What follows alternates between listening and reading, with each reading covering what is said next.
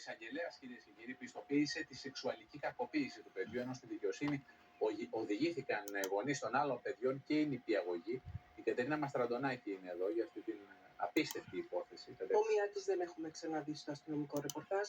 Λίγο μετά τις 11 λοιπόν σήμερα το πρωί πέρασαν το κατόφλι των δικαστηρίων οι δύο νηπιαγωγοί, όπως ανέφερες εσύ, καθώς και οι 4 γονείς των ανήλικων μαθητών του 5χρονου, προκειμένου να δικαστούν με τις κατηγορίες της έκθεσης ανηλίκου σε κίνδυνο και της παραμέλησης ανηλίκων. Όμως, Γιώργο, η δίκη αναβλήθηκε για αύριο και αύριο θα έχουμε την απόφαση των δικαστών. Thank you, my billion followers.